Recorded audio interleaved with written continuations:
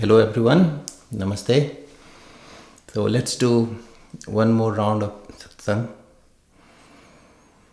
Ya kundendu tushar har dhavala, ya shubhra vastravrita, ya veena vardand mandit kara, ya shvet padmasana, या ब्रह्माच्युत प्रभृतिभिः देवैः सदा वन्दिता सा मां पातु Saraswati Bhagwati निःशेषजाज्ञापहा.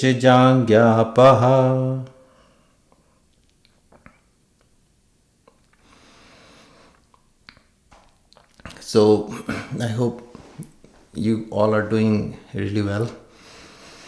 So today is a very nice Ekadasi night. So let's talk about something which is very, very fundamental. So see, I have been doing a bunch of videos where I'm tackling the most fundamental things. It's like I talked about the design of Man the other day.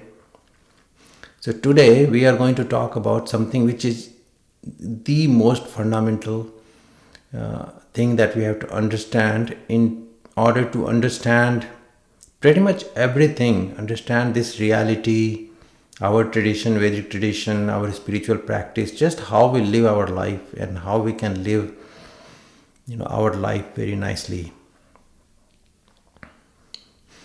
So we all know that this whole universe is three gunatmak, right? It's a three gunas, sattva, rajas and tamas.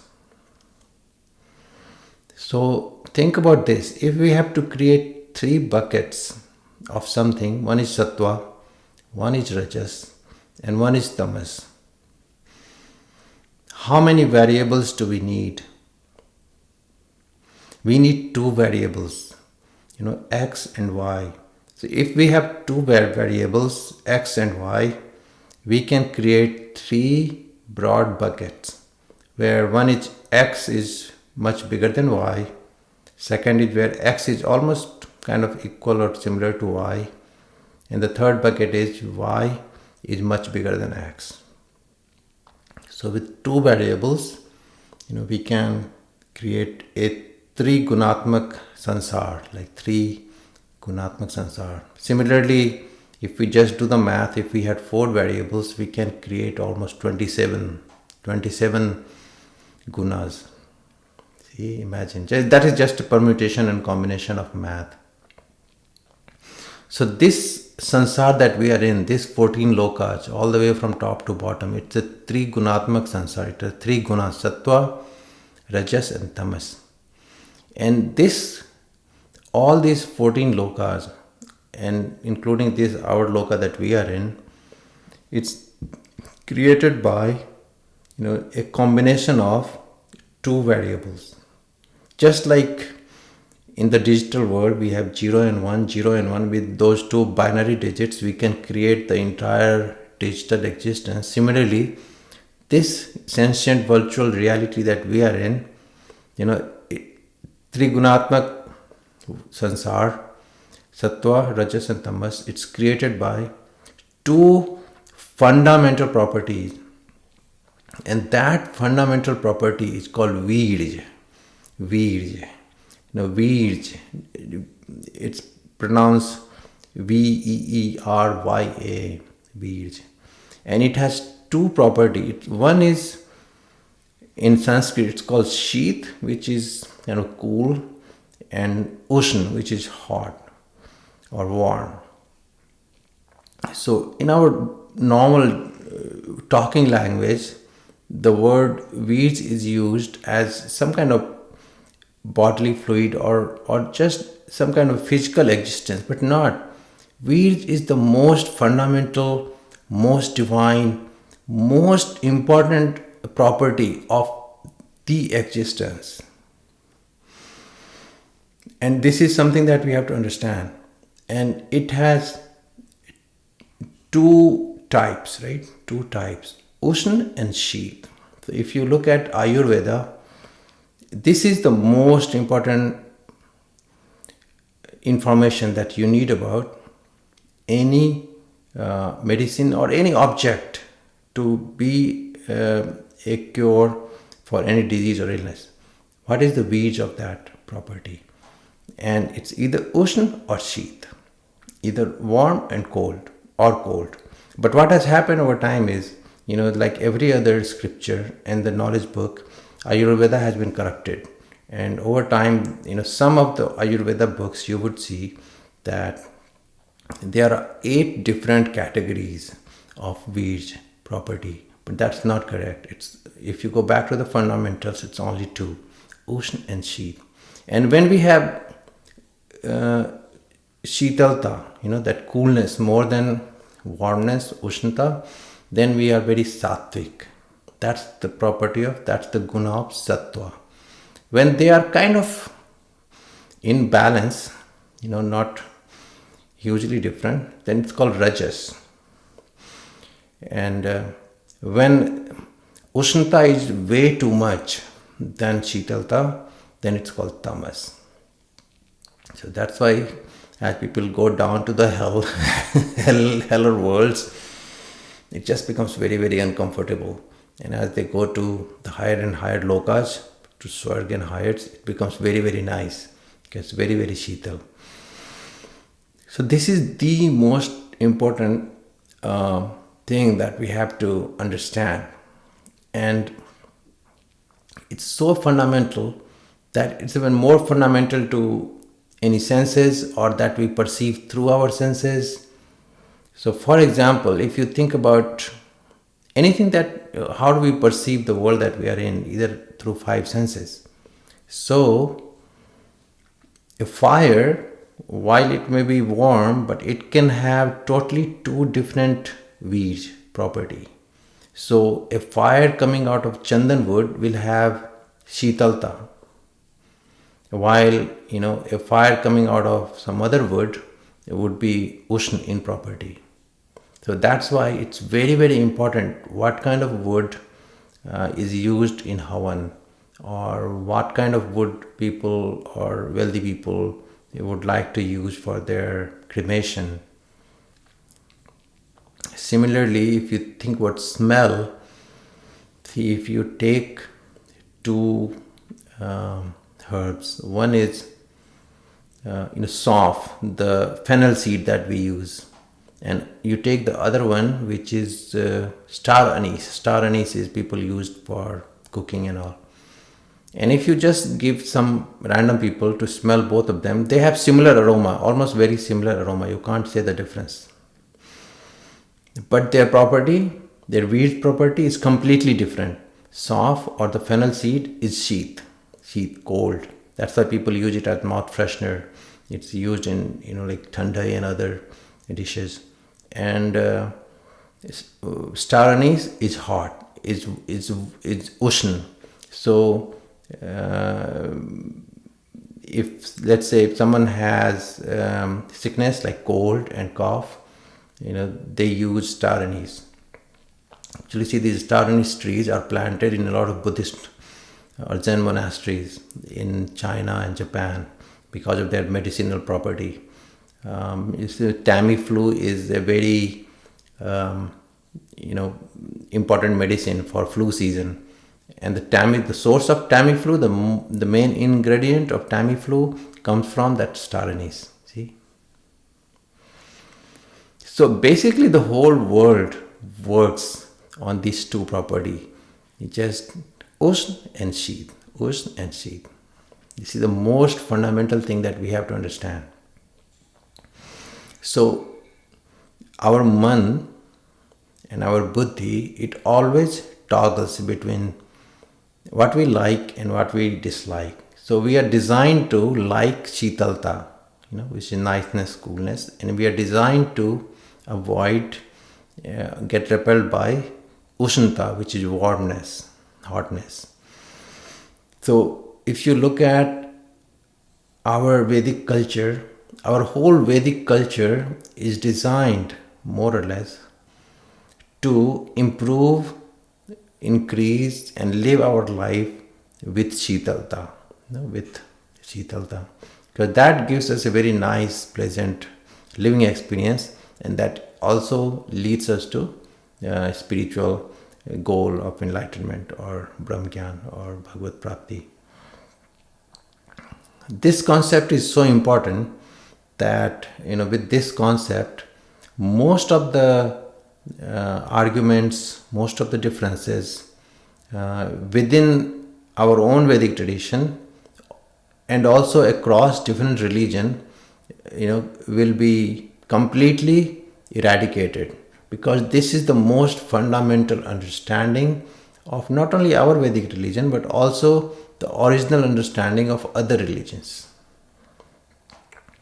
So I'll just talk, so I can talk about this and keep giving example after example for hours, because this is basically the science of our existence. But I'm just going to hit a few points today.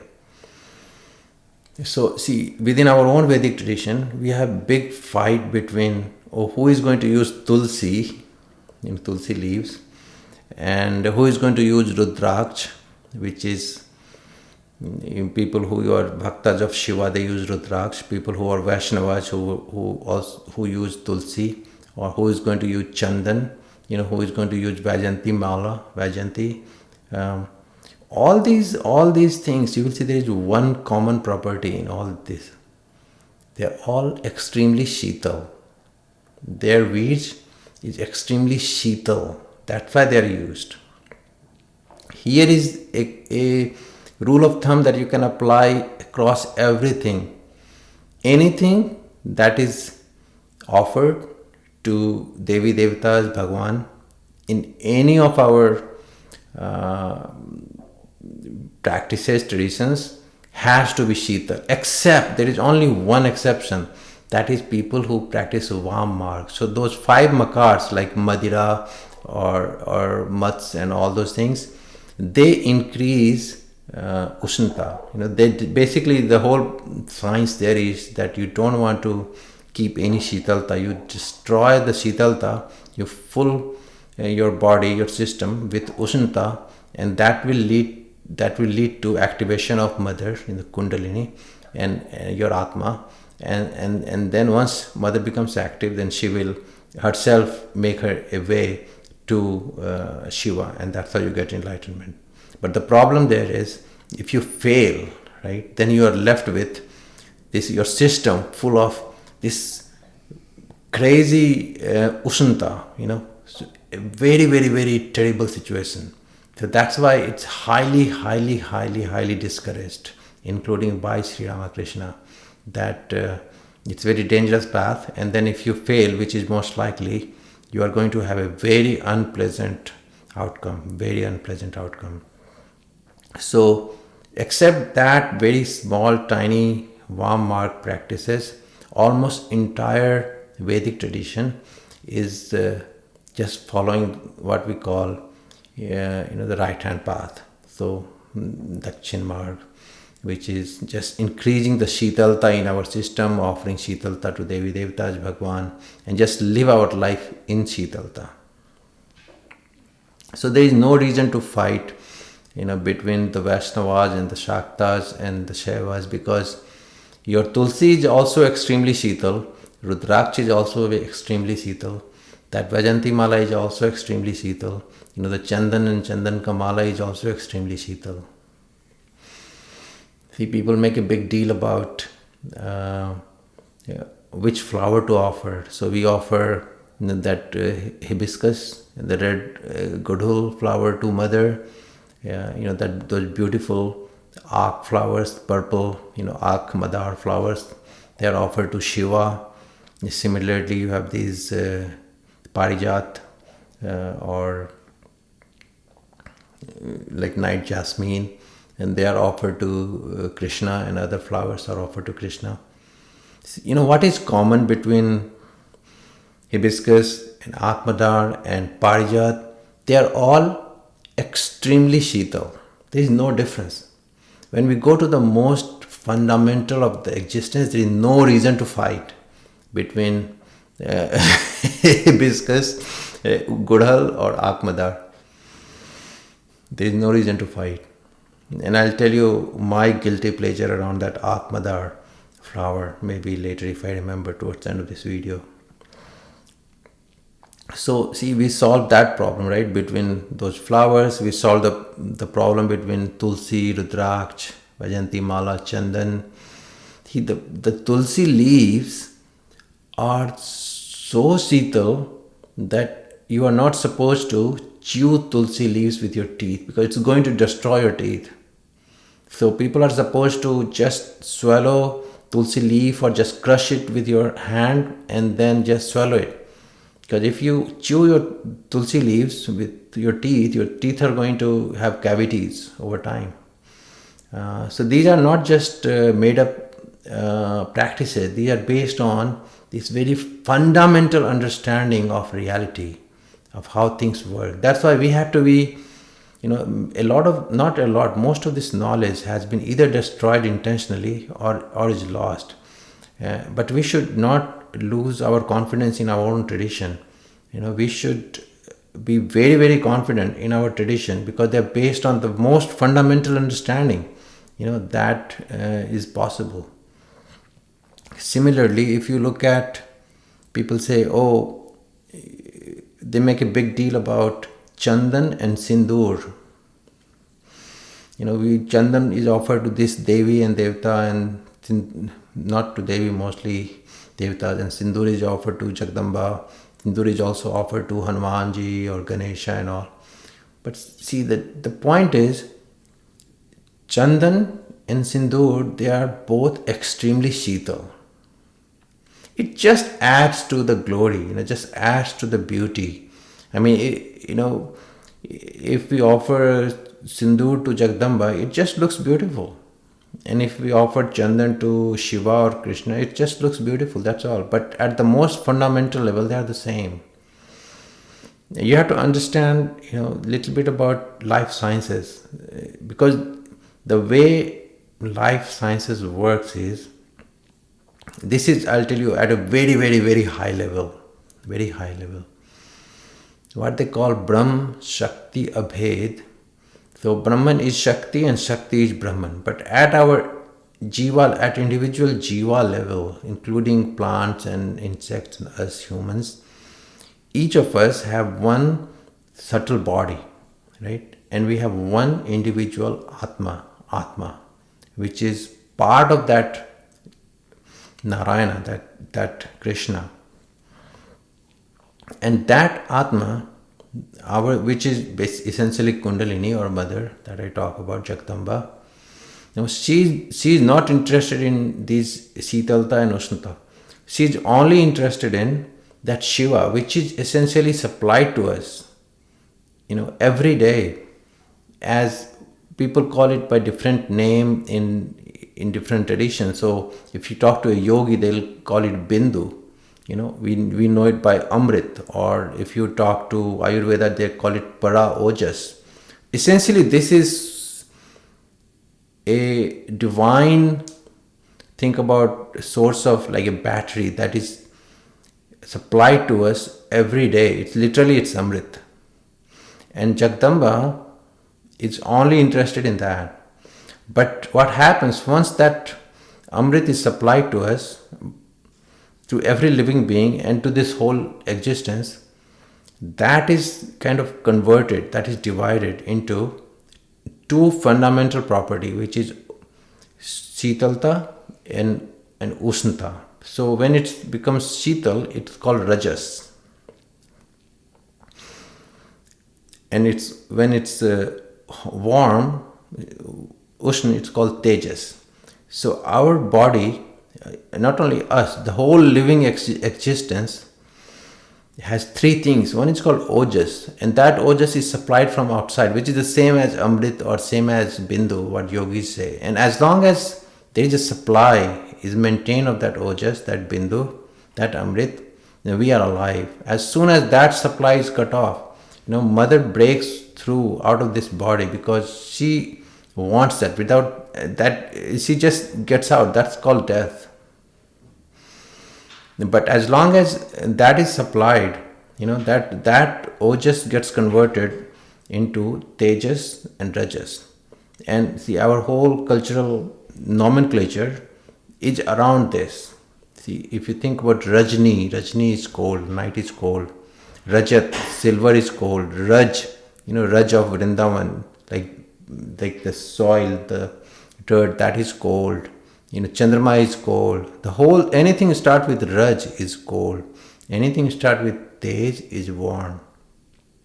And within our subtle body, the man, buddhi, and there are so many infinite number of individual tiny conscious units, and they all are basically living their life between that hot and cold, that ocean and sheath. They're trying to maximize the shitalta, and they're trying to avoid the ushnata, and that's the dvanda, that's like and dislike. And that's what makes this whole world go round and round and round until that Jeeva gets enlightened, that mother goes to Shiva, and everyone else, all the man, buddhi, and every other individual conscious units within that subtle body also, realizes that Brahman, that Amrit. And then once they get the taste of that Amrit, they are beyond that Tejas and Ojas. That game, that system, that subtle body, it has achieved its function, objective function, and the game is over for that subtle body. But other jivas, other subtle body, they keep going on and on and on.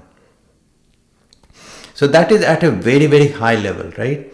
So what you see from that is Ojas and Tejas, the Sitalta and Ushnata, they can't live apart from each other. They are always together. They're always, because remember what is happening. That Ojas, that Amrit, that Bindu is being divided into two. So they're always together. So if you think about any living being, they're always combination of that Rajas and Tejas, that Ushnata and Shitalta. So in our body, see the right hand side of our body, right hand is Shitalta, and the left hand is Ushnata. That's the fundamental explanation of Ardhanarishwar. Half of our body is male, other half is female. That's just a way of saying that half is Usn and the other half is Sheath. See, this is the same understanding in other cultures too. Like why right hand is right, why putting right foot forward is right. Because the right is right, because right is Shito. See, and if you use left, you will be left behind, because that's Ushnata. I'm talking about at a very, very high level. So as a result of that, what happens is, like even in a plant system, you will see like people in Ayurveda, they say, oh, use this plant. This plant is a medicine. That is not correct. That's actually total corruption of our knowledge. What happens is, like I said, in our body, we have parts of the body which are Ushna and Sheath. Similarly, in the plants, like there are parts of the plant which are Ushna and Sheath. For example, if you take a marigold plant, the petals of marigold are very, very cold. They are Sheetal. But leaves of marigold plants are warm. They're Ushna. So let's say if someone has, like pain in their ears, if you put the juice of petals, it will go even worse. But if you put the juice of leaves, which is the recommendation in Ayurveda, they will heal pretty quickly. So what I'm trying to tell you is, this Ushnata and Sitalta, they always are together, always together. It's like they have been broken apart, like two poles of a magnet or two charge, but they are always together. And that is what is used in Ayurveda, more or less, because in our system, you see, we have, as I said, we have Rajas and we have Tejas. So when you have too much Rajas, it creates cough. When we have too much Tejas, it creates like acidity and pith and all that. And because it's also available in the plants and other herbs, they are used to balance and bring it back to normal. That's basically the science, at the most fundamental level for Ayurveda. But from the spiritual point of view, everything that we offer, is Sita. So there's no reason to fight. So why did I go through all that life sciences? To help you understand that there is no difference in Chandan and Sindoor. Because if you see where Sindoor comes from, it's not the chemical Sindoor. Sindoor is a seed of the Sindoor plant. So that seed element, the seed part of that plant is extremely Sital and it's red in color. So that's why the powder of that Sindoor tree is called Sindoor. That is used. Similarly, Chandan, what is the English of Chandan? I'm blanking out right now. Sandal tree, right? Sandal. So it's the core. It's the core of the tree and the tree trunk, which is extremely Sital. It's the same thing. But if you take a leaf of a sandal tree, it may have a totally different property. And you see, this runs across different culture, different religion. For example, see, Devdar cedar, Devdaru tree is extremely, Devdaru means it's a divine tree, divine wood. If you go to Himalayas, like Uttarakhand, Himachal, what they do is, they consider that the wood of Devdar tree extremely holy and divine. So if they have built temples, they go with big ceremony and they bring these big planks of old Devdar tree, and then they make temples with that. Because that is extremely Sital. It takes long time for a Devdar tree to grow. See, one clue to Sitalta in the nature, right, in the botanical world is, it's very rare, and when it grows very, very, very slowly. So if you look at trees like Devdar tree, they grow very, very, very slowly. It takes 40-50 years, for a Devdar tree to start coning. And then once they have grown, they live very, very long. Similarly, going to other culture, see, the oak tree is exactly in its nature to Devdar tree. So if you look at Europe, in European Christian culture, they used to get married under oak tree. Reason is exactly the same. Even here in the US, I see many churches have these big old oak trees, because that was the tradition. They used to plant oak trees around churches. And oak tree grows very, very, very slowly, and it's extremely Sital in its nature. I can just keep talking like example after example, because this is the most fundamental thing that we have to understand.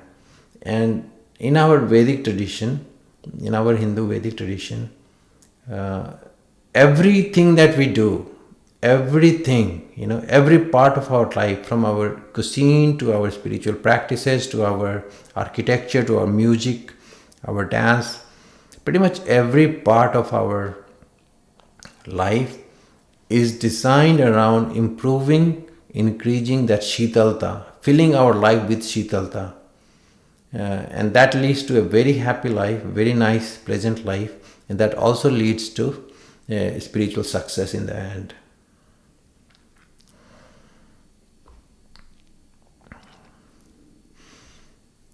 One thing I forgot to mention was, I have covered Saktas and I've covered Vaishnavas, and I didn't cover yogis. But see, yogis in Himalayas, they use vibhuti. Like basically this is burnt wood, right? The ashes from the burnt wood. But you would think that, that is so unpleasant. It's so dry, so rough on skin. But it's not. Because one, they use very special kind of woods which are very Shital in nature. And you will be surprised, like when you apply anything which is very sheetal, whose virj is very sheetal, it has a very pleasant experience for the body. So you may think that those sadhus, those yogis are having unpleasant experience, but it's not, because that vibhuti is almost like wrapping yourself with pure silk. Because pure silk, and if you create vibhuti from the right wood, using the right kind of fire, has exactly the same property. It's same as wrapping yourself with silk. It's same as smearing yourself with sandalwood. It's same as applying vibhuti to yourself. It's exactly the same thing. There is no reason to fight. So the most important question you have to ask is, for anything that you see, the light, the smell, the sound, the wind, any object that we wear, anything, ask what's its virj. If it's sheetal, it's going to improve sattva. It's going to make our life nicer. And if it's ushna, it's going to make unpleasant. Yeah, if too much sattva will lead to, if you really feel yourself like winter is coming, if you really feel yourself with shitalta, then it will cause cough and some problems. But in general, shitalta is very rare in this existence. It's very expensive. It grows very, very slowly. It should be highly protected. It's just a source of life and source of joy. So I'll stop here on that topic, because it's the most important topic to understand, and I can keep talking like example after example, because this is the story of our entire existence. But it's very, very important for our spiritual practice and for life sciences and our tradition, just the way we live our life, our life. And the three gunas, sattva, rajas and tamas, they're essentially a combination of these two. If you have very high shitalta, that makes it sattva. When they are in balance, it makes it very rajasic. And when you have a lot of ushnata, it makes it very tamasic. But the Atma, that Bindu, that Amrit, that Brahman, that Para Ojas is beyond that. It's beyond it. It's beyond this Shitalta and Ushnata. It's inside that, but it's beyond that. Alright, so I'll end that topic. I'm just putting right now just the outlines, setting just the outlines, because I'm going to be talking more and more about these things, because this is one of the most important thing on which everything is based, founded. One more thing I wanted to talk to you guys about is, some of you might have been hurt, or I might have hurt your feelings when I talked about, I was so harsh on those 5 or 6 cults of 19th and 20th century. I was also very harsh on Vivekananda, and I would like to say sorry, and I would really like to apologize if your feelings are hurt. But you should know that my intentions are nothing personal at all, no personal gains. See, I treasure, monk's life, sadhu's life a lot. I put probably the highest value on that because of few reasons. One reason is I don't have sanskar to do that. I can't give up my family, and at the same time I understand its value, their value to my spiritual life and the spiritual life of whole humanity. So that's why they are treasure to the humanity. That's one thing. Second thing is, see, once someone has taken that decision, that big step to give up one's family, one's life, one's source of income, pretty much every support that one can live the way normal people in the world live. That is probably the biggest accomplishment a human can do. Because that is the biggest decision, most difficult decision a human can take. To give up everything and rely solely on something which is unknown. That's why those sadhus, those monks, they are so precious to the humanity.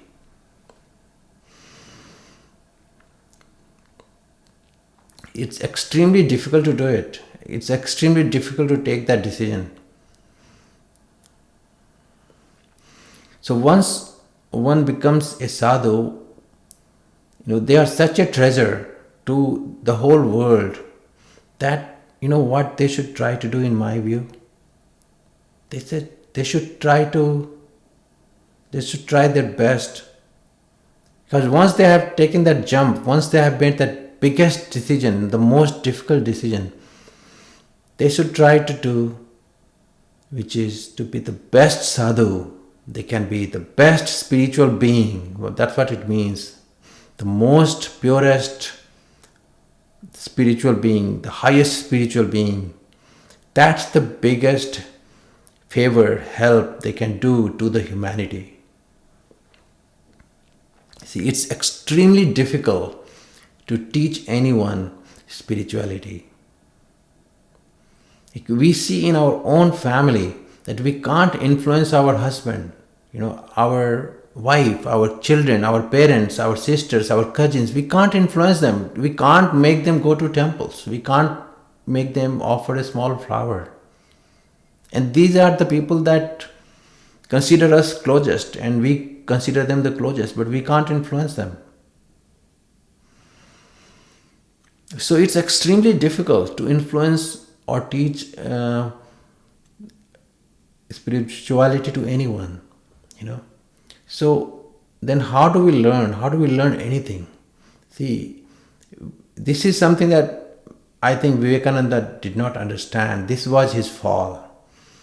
And it requires tremendous amount of, I would say, spiritual practice and the grace, and perhaps this is taught by that Narayana, that Krishna, that Sri Ramakrishna, that we are living in this virtual transcendent reality where people learn by just looking at other people. We imitate, and based on our preferences, our sanskar at that point.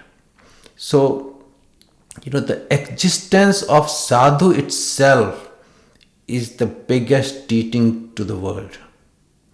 If there is one sadhu, one monk, one spiritual being who is just soaked up in bliss, in love of God, in that Brahman, just existence of that one monk itself is the teaching to humanity. That monk, that sadhu does not have to teach others. That existence, because everything that was to be done has already been done by that person, that sadhu, by taking the decision to become a sadhu, by giving up the world. That's the biggest favor that they have already done to the world. So when Vivekananda created this emblem, that Atma Mokshartham and Jagat Hitaya, see, what he did was, it was his fall from being a pure sattva to an extremely rajasic kind of frame of mind. And because, Sri Ramakrishna had given him that nuclear reactor, that divine Shakti, it really pulled him into kind of activities which is not suitable for sadhus, because it doesn't do any help to anyone. See, I'll tell you two things. One is, once a sadhu becomes a teacher, once a sadhu becomes a doctor, once a sadhu becomes an administrator, people who are in the circle of that person's influence will always see that sadhu as a teacher sadhu, as a doctor sadhu, as an administrator sadhu.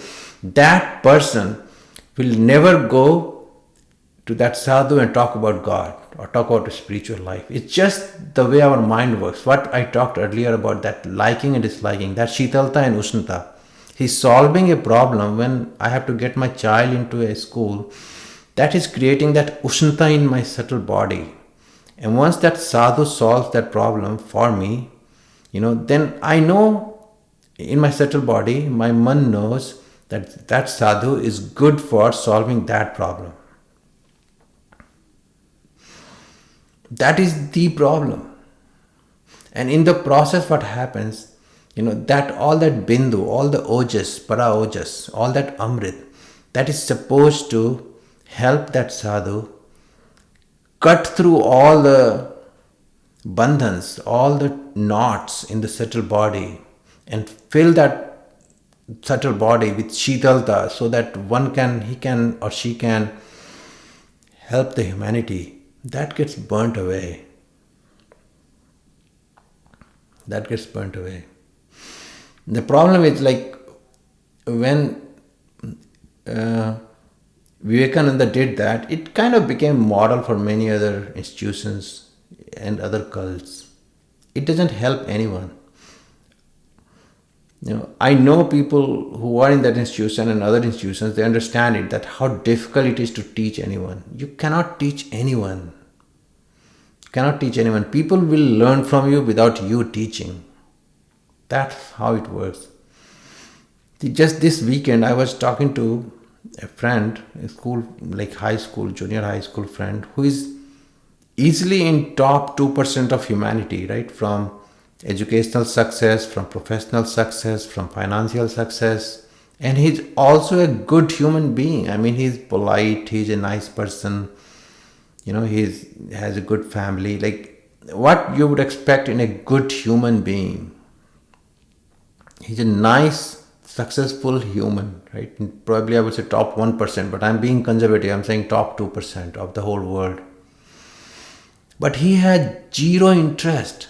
He had zero interest in spirituality. And me being a good friend of his, who knows him for more than 30 years, cannot influence him.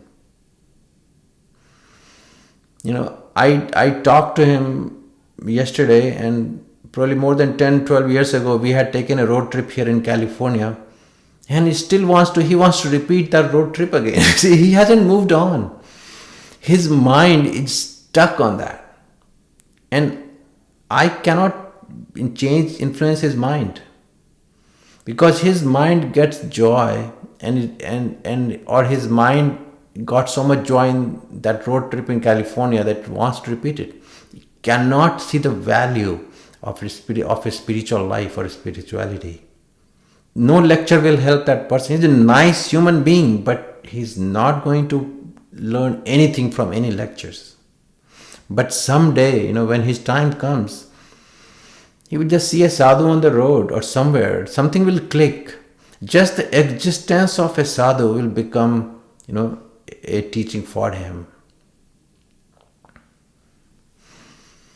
So that's why I tell you, when I criticize or when I do critical reviews of what has happened in our Vedic tradition in last 200 years, I have only good intentions in my mind, and I do that based on whatever understanding I have got from my own practices and from the grace of Sri Ramakrishna.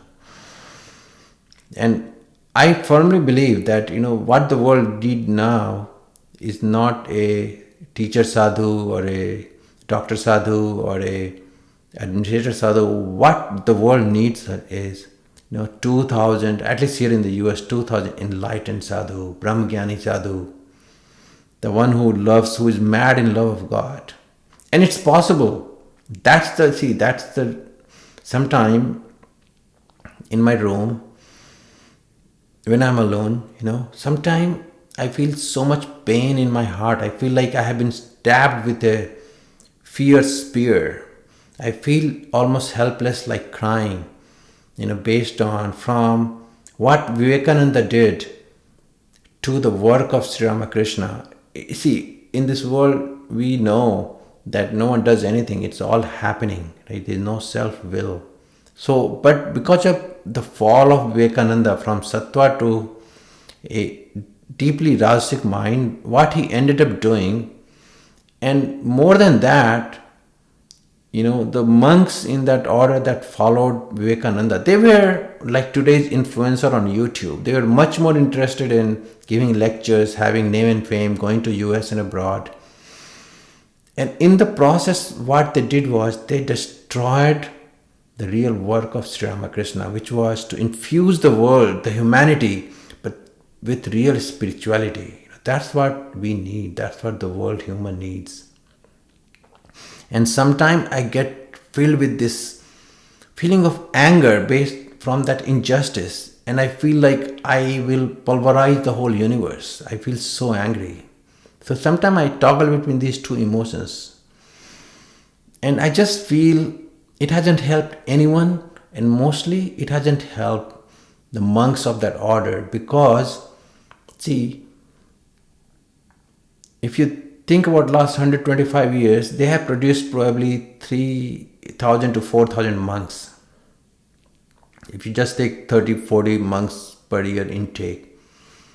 And I'll bet some money that after the direct disciple and of Sri Ramakrishna and Ma Sharda, for the rest of the monks, the number of monks who are Brahmagyani, truly realized soul, is probably in high single digit to low double digits, not more than that. It's very difficult to get Brahmagyan. It's very, very difficult. You need like a lot of things.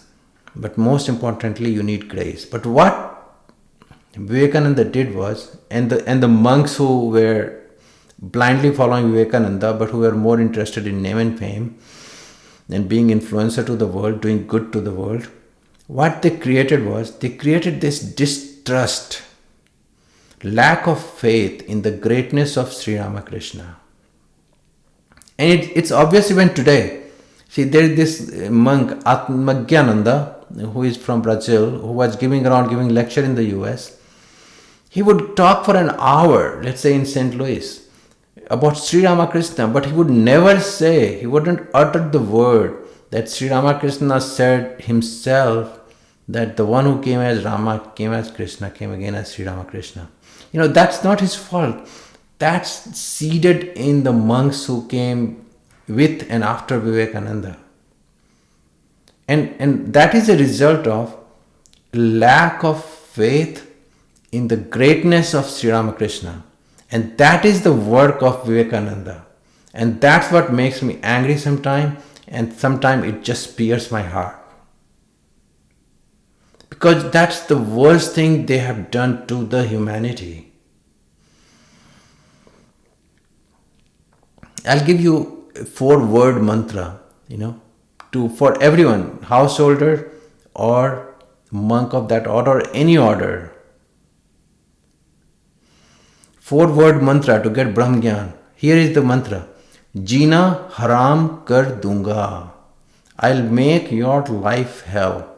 And who is talking to whom? A monk is talking to Sri Ramakrishna. A householder is talking to Sri Ramakrishna. Because they don't believe that Sri Ramakrishna exists. That Sri Ramakrishna is the same Narayana. That Sri Ramakrishna, Sri Rama, Sri Krishna, Sri Chaitanya. They don't believe it.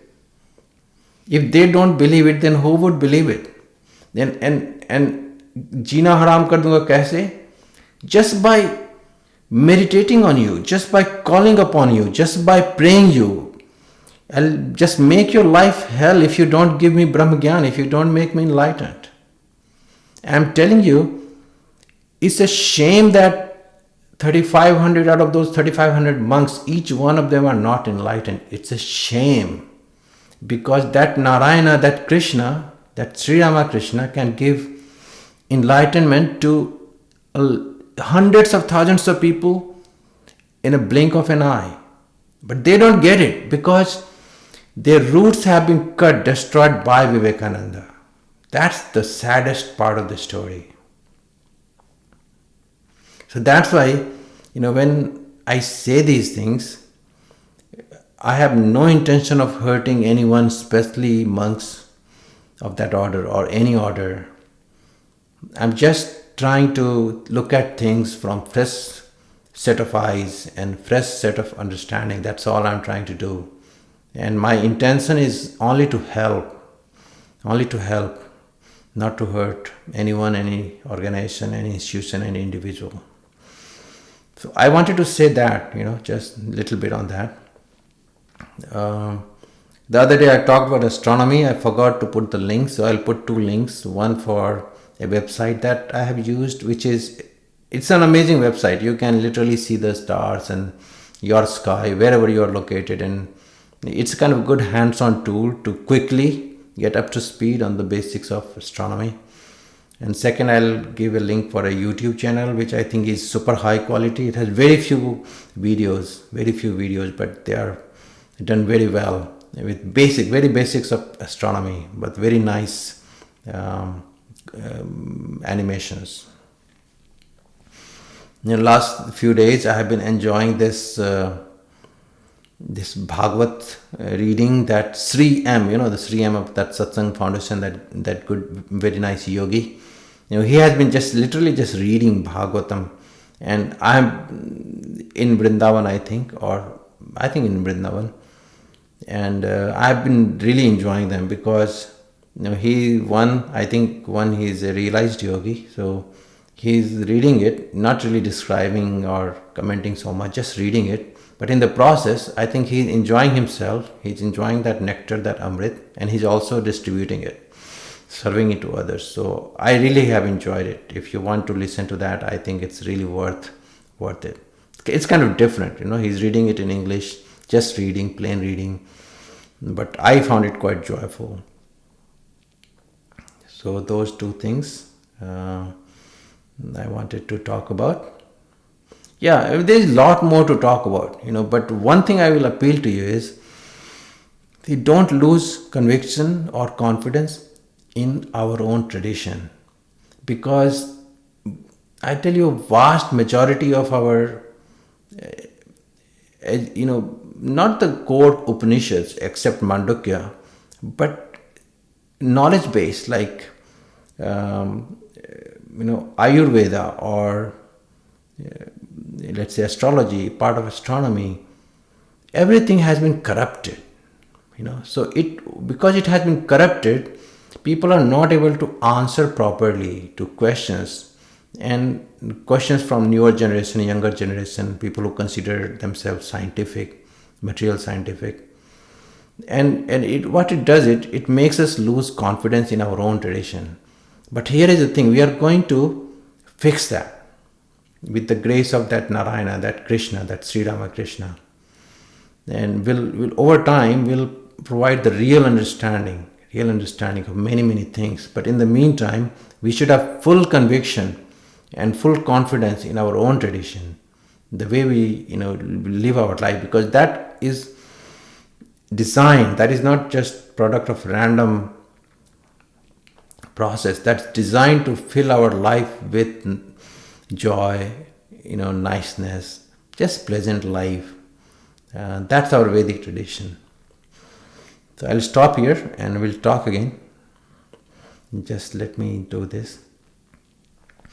मेरे प्यारे का नाम श्री कृष्ण, बंसी वाले का नाम श्री कृष्ण, उस ग्वाले का नाम श्री कृष्ण, मेरे प्यारे का नाम Shri Krishna. Yeah, I'll stop here. I'll say one more thing. See, we have to stop fighting across different traditions, different kind of practices, like I'm Shakta, I'm Yogi, I'm Jnani. We should celebrate, because see, the world is moving in a direction where spiritual people and spiritual life is becoming more and more out of fashion. So instead of fighting, we should celebrate. Yogis should celebrate a Jnani, Jnani should celebrate a Bhakta, Bhakta should celebrate, a Yogi, because we are all on the same track. And in that spirit, I'll tell you, this monk of ISKCON, Amog Leela Prabhu. I think he's a good monk. He's a good monk. I really like his work, his thinking, and he's very direct in his talking. That means he has some substance in him. Even though he was in this controversy some time ago, but I think it's not too bad. And probably many people at ISKCON or in that organization don't like him, perhaps because he's a very good monk. So that's what I wanted to mention. All right, so we'll talk again after some time. Then take care. Okay, then bye now.